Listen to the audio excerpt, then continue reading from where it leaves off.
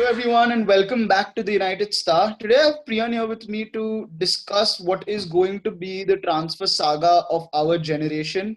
Never will there be a more high profile transfer, or never has there been a more high profile transfer than this. It's not because of what kind of an impact this man can make in any team he goes to, it's because of what kind of relationship he shared with Barcelona. Yes, we're talking about Leo Messi, arguably the best player that has ever stepped onto a football pitch and now wants to leave Barcelona.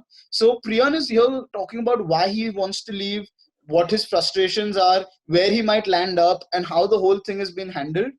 And Priyan, take it away. What do you think of what I've called the greatest transfer saga we'll ever see? Yeah.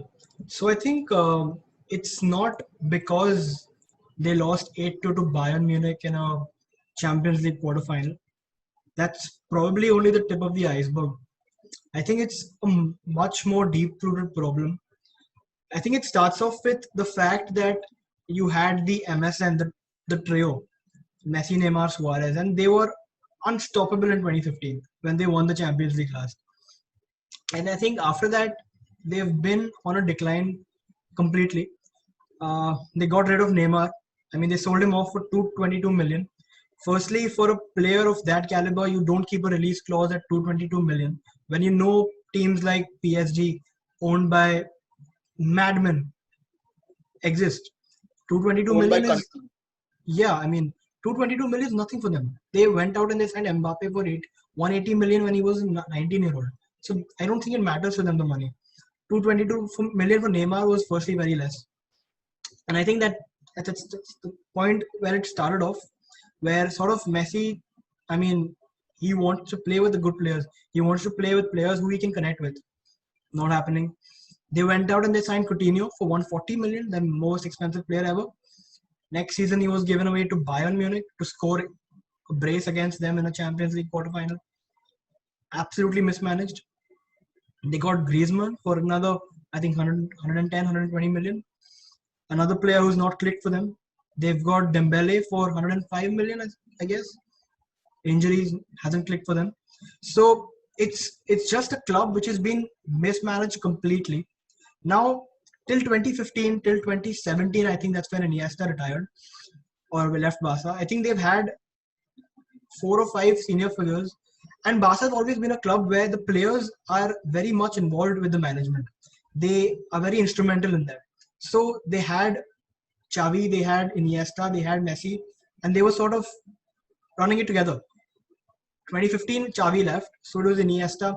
I could say PK, but I just he's just he's not a part of it anymore. I doubt he is. He's a very senior figure, but he's not that instrumental. So right now it's all come down to Messi.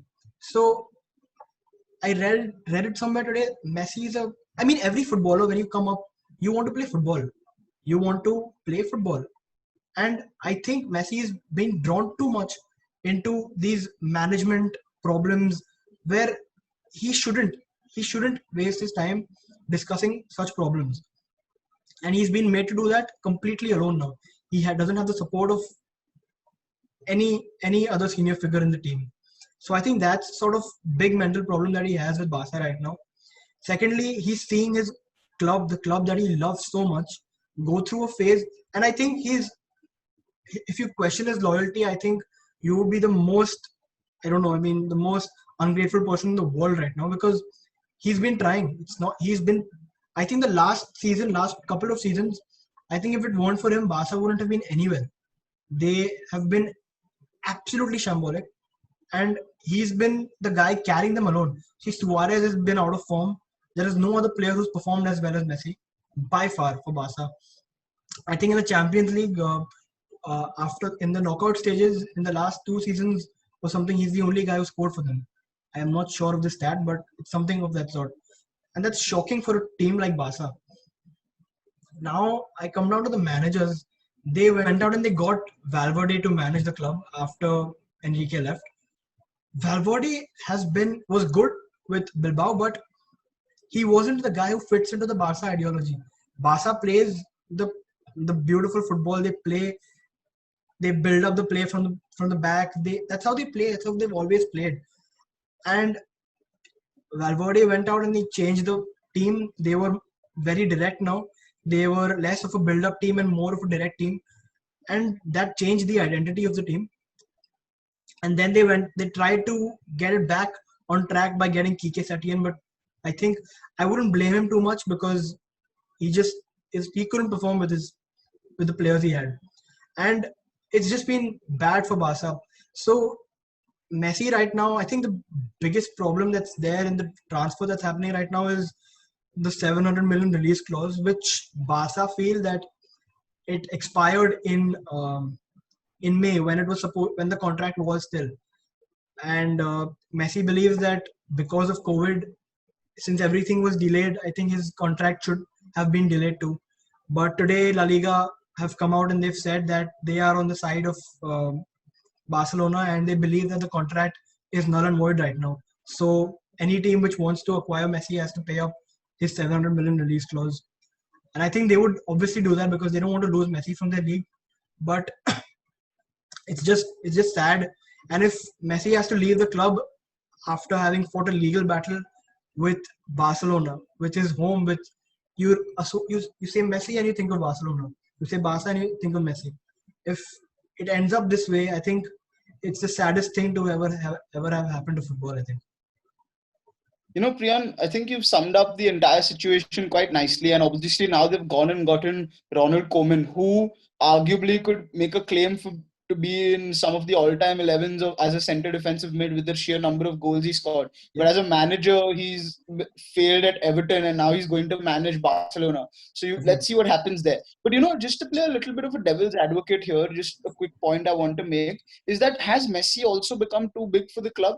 Because all signings go through Messi, not in as many words, but he almost came out and said that he didn't want Antoine Griezmann to be at the club.